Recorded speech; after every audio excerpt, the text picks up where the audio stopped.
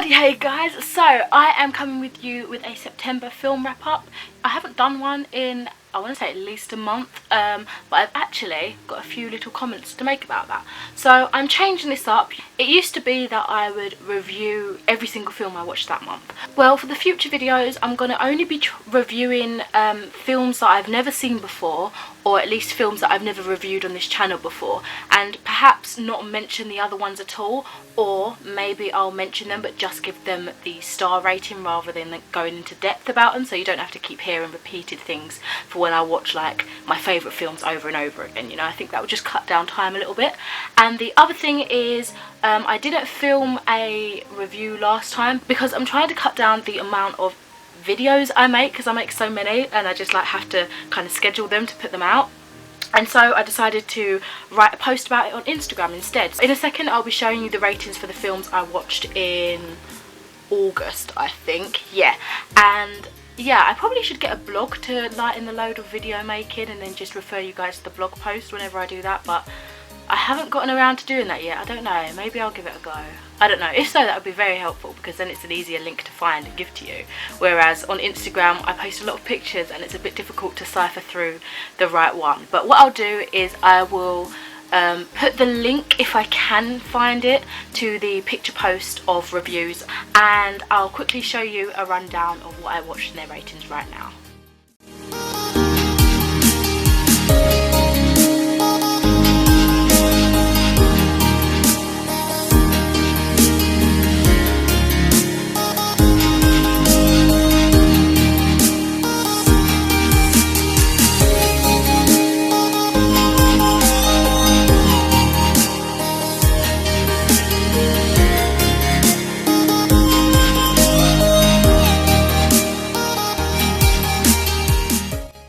Just a quick reminder of what I watched.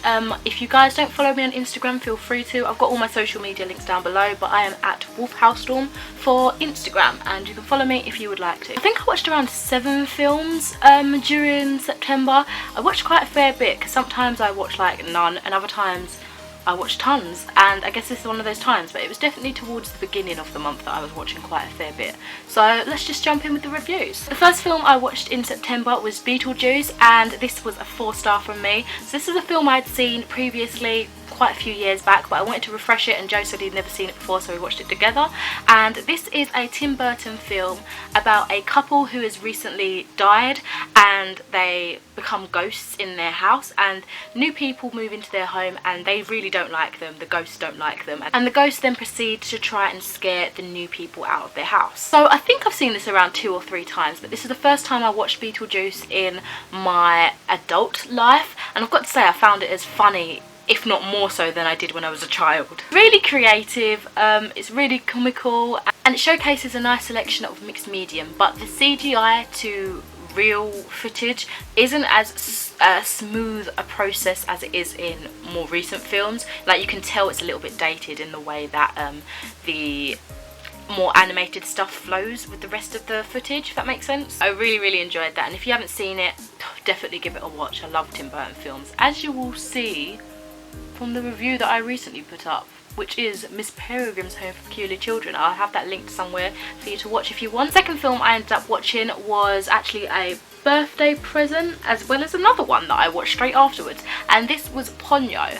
I gave this one a 4 stars, and it's a Miyazaki Studio Ghibli film. I realised upon watching it again that this is basically a retelling of sorts, or an inspiration from The Little Mermaid by Disney, and it was just so obvious this time round. So this is the second time I've watched it, and I found it so hilarious, probably more so than I should have, because Ponyo's expressions were just too much. They were just so over expressionate and hilarious, and it just, it made my day because she was so over the top. Ponyo is basically about a little fish who finds a boy, or the boy finds a little fish, and over time she grows into Ponyo.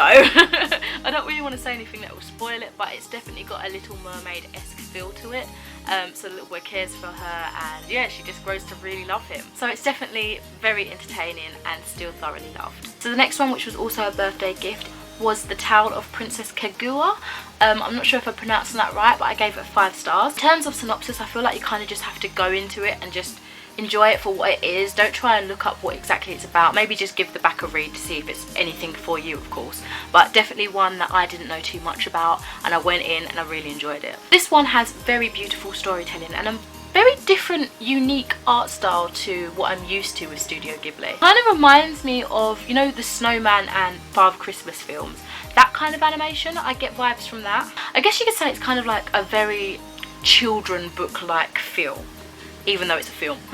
Story also reminds me of The Snow Child by Owen Ivey, and also The Emperor's New Clothes, kind of mixed together, as well as its own unique feel. It's definitely a little bit more of a grown-up Ghibli feel, because there is like a tiniest bit of nudity. It's nothing like promiscuous or anything like that, if that's the right word. And there is a little bit of violence, but you know, I wouldn't mind putting a child in front of that. It's barely anything, to be honest, and it's just so beautiful.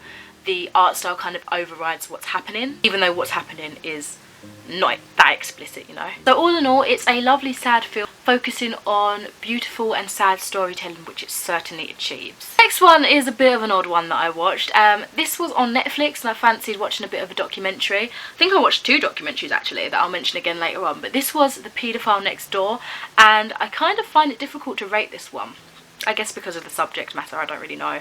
I just find it tricky to put a solid star rating on something like this. I don't know. As I said, it's kind of like a documentary setup, and it's like looking into a paedophile's mind and what sets them to feel the way they do about children and why, and possibly how it can be treated, I guess. It goes into the theories of how some scientists, or just I guess psychologists, feel about the matter and how they think that people can change the way they feel. However, I got really bothered by the fact that they were talking about a lot of male paedophiles. Like, I'm not trying to go on all like a hierarchy, like equal rights and everything, because obviously this is a terrible subject, but there are female paedophiles in the world, and I know it. I've seen cases in the newspaper and stuff, and the fact that they didn't bring it up, it's like, you need to know about these things, you know. And I feel like women do get away with a lot in terms of this, like a scandal like this, if that makes sense. And it worries me because they do exist. I feel like we're consumed by, in everyday life, women are kind of perceived as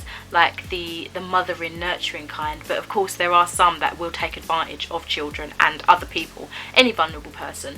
And you know, I feel like that needed to be brought to light a little bit more too, because they really just focused on one gender. If anyone does know any good documentaries about female sex offenders, then do let me know, because I feel like females are very hush-hush when it comes to paedophilia. The males are very escalated, if you know what I mean, and I need to have a good insight on both genders and, you know, the possibilities of this happening and anything else happening, because, you know, it does happen.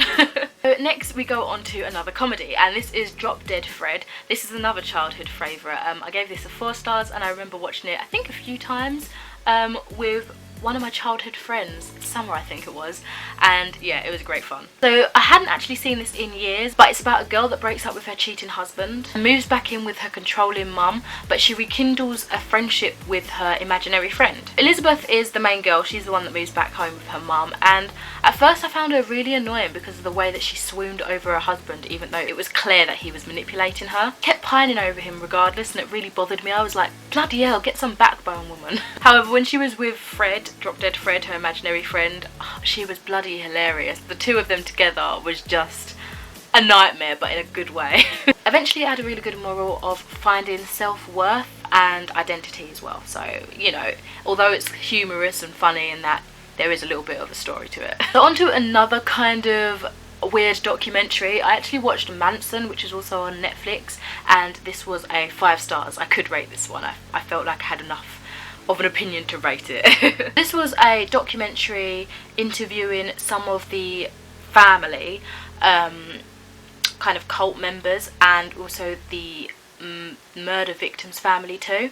Although it was a documentary and it gave you a lot of information, it did feel almost like a film, because it had this dramatic representation that was done really, really well, that it felt like, although you was given all this information, you were watching a film. And that combination was actually really well pulled off. It was gripping and terrible all at once, and really shocked you when they like put in real evidence photos of the deceased body.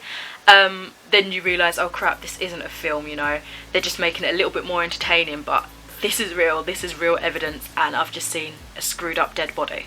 Even though we did have dramatic representation, it wasn't over the top in my opinion, and just generally all round it was a really interesting documentary. So the last thing I'll talk about is Miss Peregrine's Home for Peculiar Children, which was a new release during September, the end of September I do believe, but I watched it on the first day of October.